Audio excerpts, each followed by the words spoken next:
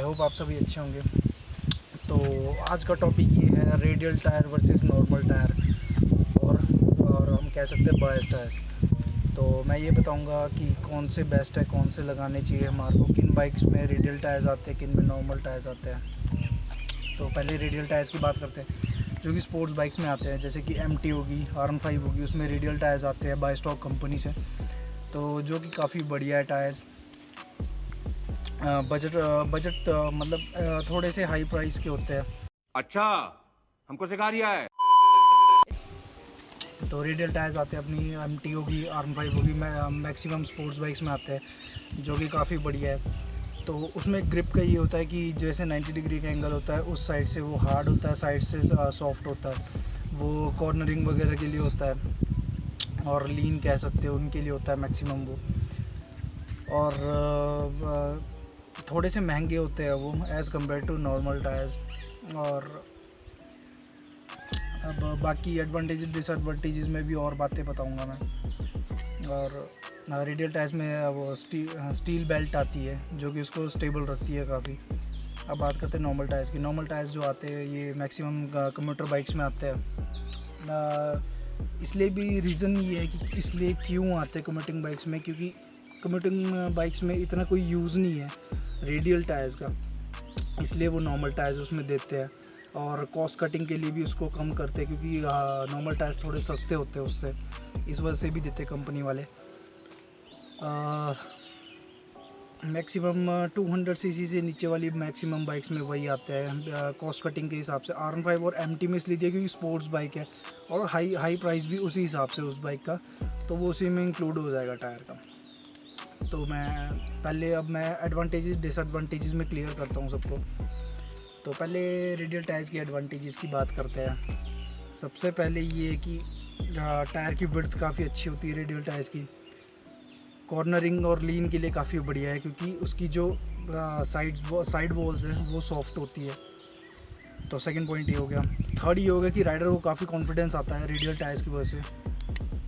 Fourth advantage ये हो गया कि हाई स्पीड के लिए काफ़ी स्टेबल है रेडियल टायर्स, क्योंकि उसमें स्टील बेल्ट होती है जो उसको वो इतना वोबल, जैसे हार्ड टायर वोबल होते हैं, वो इतने वोबल नहीं होते, वो हाई स्पीड्स के लिए होते हैं रेडियल टायर्स।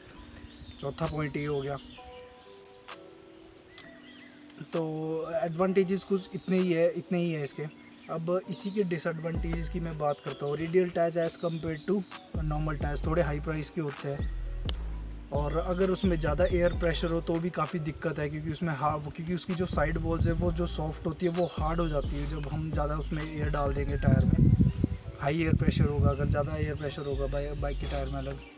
ये डिसएडवांटेजेस भी है। अगर एयर प्रेशर अगर टायर में ज़्यादा होगा तो उसके पंचर होने के ज़्यादा चांसेस हैं, क्योंकि कील वगैरह एकदम चली जाएगी उसमें। सॉफ्ट में इतना दिक्कत नहीं होती, और वैसे भी मैक्सिमम वो हाईवेज वगैरह के लिए यूज़ होते हैं रेडियल टायर्स, और हाई एंड बाइक्स में ज़्यादा दिए होते हैं वो, क्योंकि जितनी बाइक की स्पीड होगी उतना स्टेबिलिटी चाहिए होती है बाइक में, ताकि बाइक हाई स्पीड पे स्टेबल रहे, इसलिए दिए जाते हैं। डिसएडवांटेजेस ये होगी, हाई प्राइस हो गया उसका, एयर प्रेशर जो मैंने बताया वो हो गया अगर ज़्यादा हुआ।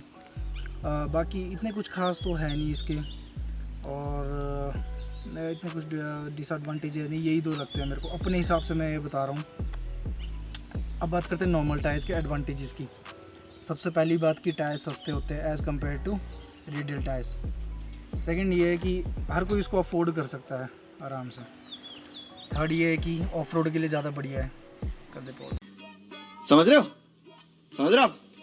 हो ना। और जैसे कि मैंने बोला कि ऑफ रोड के लिए बढ़िया है, और मैक्सिमम बाइक्स में जो एडवेंचर्स बाइक होती है, अपनी कम्यूटर बाइक होती है, उसमें मैक्सिमम यही होते हैं, नॉर्मल टायर्स होते हैं, क्योंकि इनकी स्टेबिलिटी यहाँ पे कच्चे वगैरह रोड के लिए काफ़ी बेहतर होती है। और ये बेसिकली सिटी के लिए यूज़ होते हैं, हाईवे के लिए उतने मैं प्रेफर नहीं करूँगा, क्योंकि इतने कुछ खास नहीं होते। सिटी के लिए बेस्ट है, ऑफ रोड वगैरह हो गया, थोड़ा बहुत सिटी हो गया, मतलब ये कर सकते हो 120 130 तक की हाई स्पीड के लिए ठीक है ये नॉर्मल टायर्स। अगर उससे ऊपर जाना हो, मतलब हाई स्पीड के लिए ज़्यादा चाहिए, तो आप रेडियल टायर्स यूज़ कर सकते हैं। तो एडवांटेजेस कुछ इतने ही थे मेरे हिसाब से, मैं अपने हिसाब से सब कुछ बता रहा हूँ, मैं यूँ नहीं बता रहा कि दूसरों को क्या लगता है, जो मेरे को लगा मैं वो बता रहा हूँ।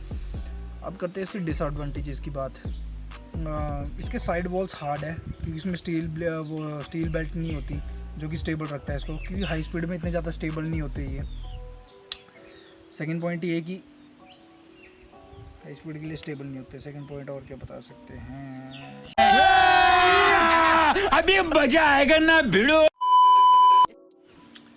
सेकंड ये डिसएडवांटेज है इसमें कि जो हीट डिस्ट्रीब्यूशन होता है नॉर्मल टायर्स में वो इसमें 90 डिग्री के एंगल पे ही रहता है, वो साइड वॉल्स में उतना डिस्ट्रीब्यूट नहीं होता जो हीट होती है।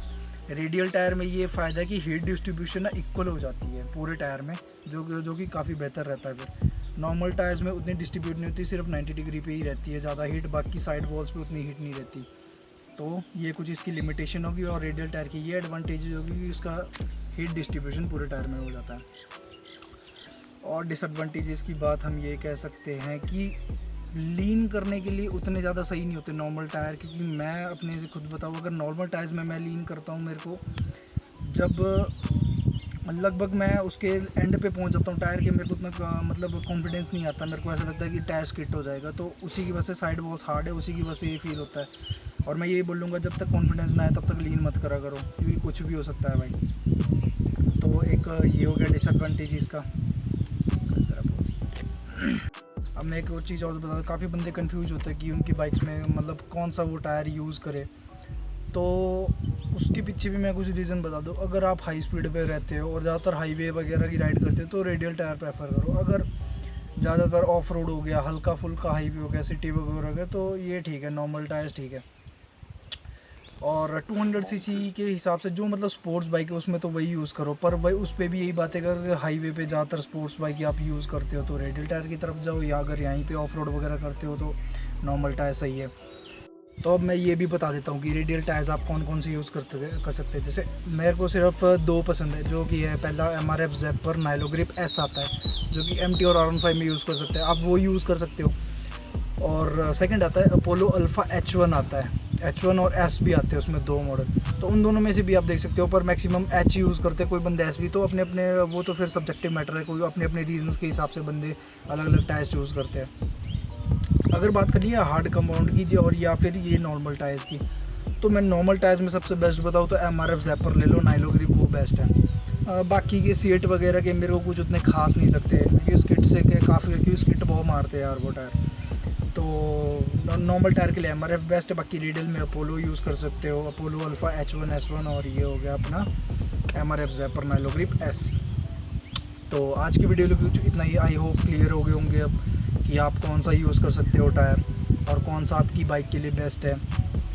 देखो, अगर 150 और 200 सीसी के पास आपके पास स्पोर्ट्स बाइक है तो रेडियल की तरफ जाओ, और अगर कम्यूटर बाइक है, कम्यूटर बाइक में तो रेडियल की वैसे ज़रूरत इतनी खास नहीं होती, तो इसके लिए नॉर्मल टायर ही ठीक है। तो ठीक है, फिर आज की वीडियो के लिए इतना ही, तो मिलते हैं फिर आपको एक नेक्स्ट वीडियो में। Bye bye.